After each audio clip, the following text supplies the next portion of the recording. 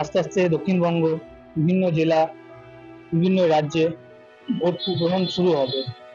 এই ভোটকে কেন্দ্র করে অনেকে এই ভোটটাকে উৎসব হিসাবে চোখে দেখেন, আবার অনেকে নাগরিকত্বের লড়াই, নাগরিকত্ব পাওয়ার জন্য। এই ভোট আসলেই যারা সিলেক্টেড ক্যান্ডিডেট থাকে তারা কিন্তু মানুষের প্রতিশ্রুতি দেয় যে এটা করব, ওটা করব, সেটা করব। আদৌ কি ততটা কি যারা যতটা প্রতিশ্রুতি দেয় ততটা কি তারা করতে পারে? হয়তো পারে, অথবা নাও পারে। সেরকমই কিছু আমরা চিত্র তুলে ধরবো, যাকে বলা হয় নিষিদ্ধ পল্লী। সেখানেও কিন্তু প্রচুর ভোটার থাকে, তাদের কাছেও প্রত্যেক বছর ভোটের টাইমে তাদের কাছে ভোট চাইতে যায়। কিন্তু ভোট চাইতে গিয়ে সেখানে কি তাদের কি দাবি দাবা যেগুলো থাকে বা তাদের যেটা চাওয়া পাওয়া, সেগুলো কি আদৌ পূরণ করতে পারে? চলুন একবার তাদের সঙ্গে কথা বলে দেখি যে তাদের ভোট আসলে তাদের কাছে যে যা দাবি দাবা বা যা চাওয়া থাকে সেগুলো কি তারা আদৌ পূরণ করতে পারে? না, আমাদের দাবি দাওয়া আছে, কিন্তু আমরা তো আমাদেরকে তো এই ভোটের সময় সব বলা হয় যে আমরা দেশের নাগরিক, আমাদের যেহেতু ভোটার কার্ড আছে, আমাদের আধার কার্ড আছে, সবই আছে। কিন্তু যখন ভোট হয়ে যায় তখন কিন্তু আর আমাদেরকে নাগরিক বলার তারা ঘুরেই দেখায় না। তো সেখান থেকে আমরা চাই যে আমাদেরকে যারা নাগরিক হিসাবে পার্লামেন্টের সমতালিকা যদি শ্রমিক হিসাবে আমাদেরকে সেখানে রাখে, যে না এরাও শ্রমিক, এদেরকে স্বীকৃতি দেওয়া দরকার আছে, এদের যা দাবি দাওয়া আছে এগুলো দেওয়া দরকার আছে। এটা যারা যারা ভোটে দাঁড়িয়েছে, যেই পার্টি হোক না কেন, আমাদের কথা যারা তুলে ধরতে পারবে তাকেই কিন্তু আমরা ভোট দেবো। কারণ আপনাদের 1% ভোট তাদের ঘরে কিন্তু যাচ্ছে এখানে। হ্যাঁ, আমাদের ভারতবর্ষে অনেক তো এরিয়া আছে যেখানে আমাদের যৌনকর্মী দিদিরা আছে, তো সেখান থেকে আমাদের অনেকটাই ভোট কিন্তু আমরা দিই, যে তারা ভোটে দাঁড়ায়। তো সেখান থেকে আমরা এটা ঠিক করেছি যে আমাদের কথাটা যে সরকার ভাববে তাকেই কিন্তু আমরা ভোট দেবো।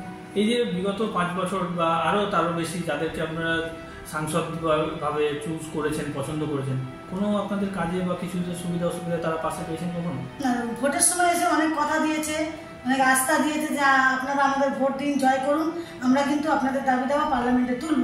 কিন্তু এই দীর্ঘ আমরা দেখেছি, জবের থেকে এই দাবি দাওয়া আমরা রেখেছি, এই দীর্ঘ 15 বছর ধরে কোনো আমাদের নিয়ে কোনো পার্লামেন্টে আমাদের ইস্যুটা নিয়ে কোনো আলোচনাই হয় না, আর কেউ এটা তুলেই ধরে।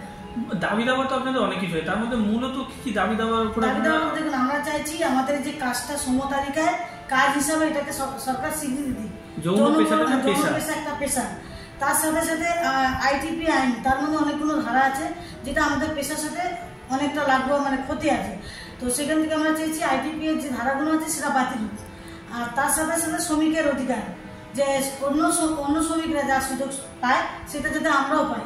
আর তার সাথে সাথে হচ্ছে যে একটা আমরা সেলফ রেগুলেটরি বোর্ড, যেটা হচ্ছে আমরা পাচার প্রতিরোধের কাজটা করি, যে কোনো মহিলা কেন, কোনো বাচ্চা কেন, কাকেও যেন মানে কাকেও এই পেশা যেন যুক্ত না করা হয় 18 বছরের নিচে।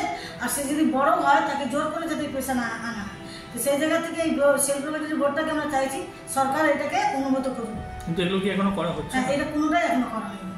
এই যে পাচার যে রোখা, এটা তো একটা ভালো উদ্যোগ, এটা কেন সরকার দিচ্ছে না? বা এগুলো দেখুন, এটা তো মেন তো সরকারের কাজ ছিল এই পাচারটাকে রোকা।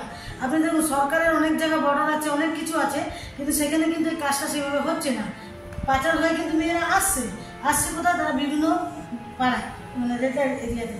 তো আমরা সেখানে কি করছি, সেলফ রেগুলেটরি বোর্ডের মাধ্যমে আমরা সেই মেয়েগুলোকে আমরা কিন্তু রেস্কিউ করছি। পরে আমরা সেটা দেখছি যে মেয়েটা নিয়ে ইচ্ছা এসছে কিনা, কেউ তাকে জোর করে নিয়ে এসছে কিনা।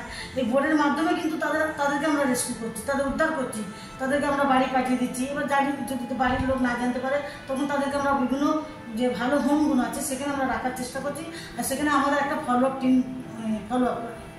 কিন্তু আলটিমেট যেটা দেখা যাচ্ছে, ভোটের টাইমে শুধু এদের বাড়িতে এসে আপনাদের কাছে হাত জোর করে বলা যে আমরা করবো, কিন্তু ভোট চলে গেলে তাহলে আপনার কি আর কোনো মান্যতা নেই? সব নেতারা এসে বলে আপনাদের জন্য আমরা ভাবছি, দেখছি, আমরা পার্লামেন্টে আপনাদের দাবি দাবা রাখবো, কিন্তু কোনটাই হয় না। এতদিন যখন 15 বছর ধরে দেখছেন হয়ে আছেন, এই যে আবার 5 বছরের জন্য কাউকে সাংসদ হিসাবে বেছে নেবেন, কোনো আস্থা তার উপর রয়েছে বা আপনাদের কোনো ভরসা কিছু সেই দিকটা দেখতে পাচ্ছেন? না, আমরা এখন সেই ভরসা কাউকে দেখতে পাচ্ছি না। কেউ যদি আমাদের কাছে এসে একটা ভরসা দেয় যে আমরা এবার এটা দেখবো, দেখুন কিছুদিন আগে যাই হোক একটা একটা ট্রান্সজেন্ডার যারা আছে তাদেরকে কিন্তু একটা জায়গায় তুলেছে যে হ্যাঁ তোমাদের অনেক দাবি দাবা আছে, তোমাদের অধিকার আছে, এরকম সেন্ট্রাল থেকে তুলেছিল, সেন্ট্রাল থেকে।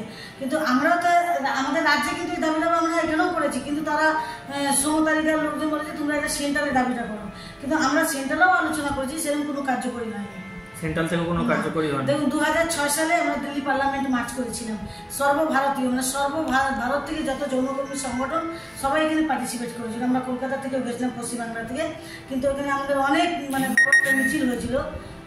তারপরে মিছিলটা হওয়ার পরে তার কিছুদিন পরে আমাদেরকে সেখানে স্টারিং কমিটিতে আমাদেরকে ডেকেছিল চেয়ারপারসন, যে আমরা কি কি দাবি তাদের কাছে রেখেছি।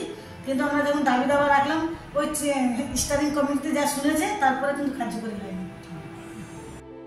তাহলে এতক্ষণ আপনাদের শোনালাম সেই নিষিদ্ধ পল্লী, যাকে বলা হয় যৌন পল্লী, তাদের সেখানকার মানুষদের কথা, যারা এই পেশার সাথে যুক্ত, কিংবা তাদেরকে নিয়ে যারা চলছে, যাকে বলা দুর্বার কমিটি। এই যৌনপল্লীর যেখানে যেখানে পশ্চিমবঙ্গের যেখানে যেখানে যৌনপল্লী রয়েছে তাদেরকে একটা সংগঠনের মধ্যে যারা রাখে, সেই দুর্বার কমিটির সদস্যদের মুখ থেকে শুনলাম যে ভোট আসে ভোট যায়, কিন্তু তাদের যে দাবি দাওয়া সেটা কিন্তু কখনোই পূরণ হয়নি। এই নিয়ে তারা কিন্তু এর আগেও ভোট বয়কট করেছিল, যে তাদের এই যে নিষিদ্ধ পল্লী থেকে তারা কাউকে কোনো ভোট দেবে না যতক্ষণ না তাদের যে দাবি দাওয়া, যে দাবিগুলো রয়েছে, তাদের যৌন পেশাটাকে পেশা হিসাবে গ্রহণ করতে হবে, কিংবা তাদের আরো যে দাবি দাওয়া, যে এই যৌনপল্লীতে এত যে চুরি ছিনতাই, এই যে ক্রিমিনাল অ্যাক্টিভিটিস যেগুলো, সেগুলোকে পুলিশের দ্বারা, পুলিশ প্রশাসনের দ্বারা বন্ধ করতে হবে।